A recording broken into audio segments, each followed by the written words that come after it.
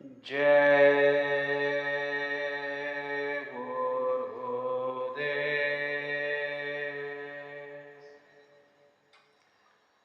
स्वामी जी महाराज का असली उद्देश्य था इस मानव जात के लिए अपने संपूर्ण जीवन कार्यकाल में जय गुरुदेव जी महाराज ने इस मानव जात के प्रति इस सत्संग रूपी ज्ञान को प्रदान किया।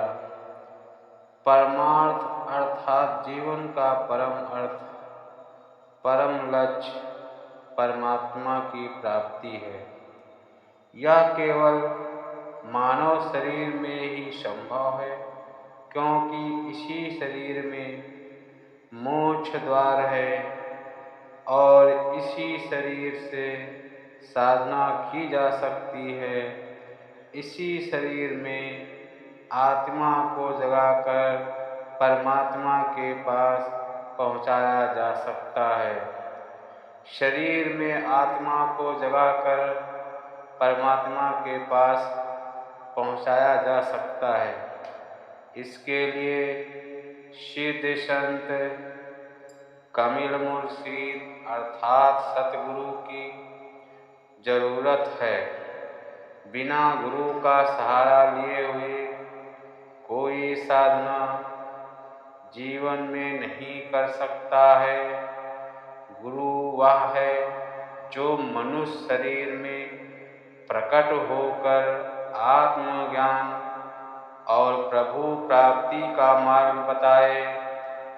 गुरु कोई लाल पीला कपड़ा नहीं पहनाता, जटा जूट नहीं, छापा तिलक, नाम नहीं, पढ़ाई लिखाई नहीं, नाच गाना नहीं, ढोल मंजीरा इत्यादि नहीं। गुरु वह ज्ञान है जो जीते जी प्रभु को पाने का मार्ग बताता है, उस मार्ग पर ले चलता है, मदद करता है। गुरु वह शक्ति है जब तक वह आत्माओं को उनके घर यानी निज धाम अर्थात परमात्मा के पास नहीं पहुंचा देता, तब तक आत्मा की डोर नहीं छोड़ता। शरीर बदल ले जाएगा, पर वह गुरु शक्ति आत्मा की संभाल करती रहेगी। तभी गुरुवाणी में कहा गया, मीरा भरता बड़ा विवेकी, आपे संत कहावे। जब ऐसे गुरु की प्राप्ति होगी तभी इस आत्मा का कल्याण होगा। वो आत्मा रूप एक ही है, दो नहीं होती। भाषा अपनी है, संतों ने इसे ऐसे है। जब मैं सूरत परमात्मा से अलग हुई, वापस अपने घर अभी तक नहीं लौटी। वह यहाँ जड़ माया में फंसकर कर्मों के चक्कर में पड़ गई। वह जन्मती है, मरती है, अपना खोल बदलती रहती है। वह चेतन है, 84 लाख योनियों में भटकती सूरत कहा रहती है, नरकों में निपटती है, उसका कोई मददगार नहीं। जब 84 का चक्कर समाप्त कर पुनः मनुष्य शरीर में आती है तो फिर उसी संसारी वासनाओं में पड़ जाती है और आई थी छूटने के लिए, पर अज्ञानता में फिर जिधर से आई थी उधर ही चली जाती।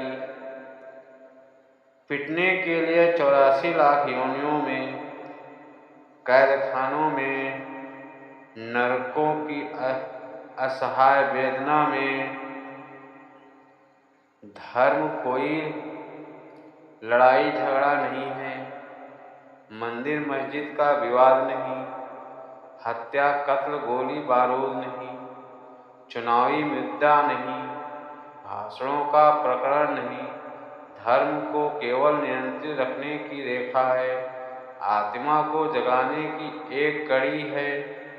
धर्म धारण किया जाता है, धर्म लोक पर लोक को जोड़ने की एक कड़ी है। परमार्थ की जमीन धर्म की नींव है। धर्म तो किसी न किसी रूप में मानव जन्म के साथ ही शुरू हो जाता है और मृत्यु पर्यंत तक चलता है। सभी महापुरुषों का उद्देश्य है, वही बाबा जी भी हैं। दिव्य दृष्टि, ज्ञान चक्षु, तीसरी आंख, चित्त की चर्चा सभी महापुरुषों ने की है। भाषा अपनी अपनी है। बाबा जी तो उसका स्पष्ट प्रचार भी करते हैं। धर्म के प्रचार में कोई जात सीमा नहीं, समाज सीमा नहीं, आयु सीमा नहीं। बाबा जी के पास हर वर्ग के लोग हैं और परमार्थ की तरफ कदम बढ़ा रहे हैं। उनकी संख्या करोड़ों में है।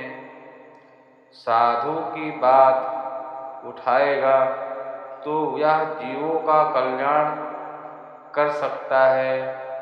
राजा जात की बात करेगा तो वह सबको न्याय सुरक्षा नहीं दे सकता। इसके साथ ही राज्य के संघर्ष हो जाएगा। डॉक्टर जात की बात करेगा तो सबका रोग निदान नहीं कर सकता है।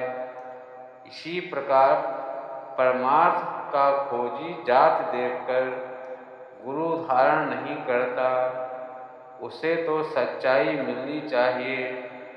महाराज जी बताया करते थे, एक बार अमरनाथ हो वैष्णो देवी की यात्रा पर जाते हुए पंजाब में एक त्रिकालदर्शी से मुलाकात हुई।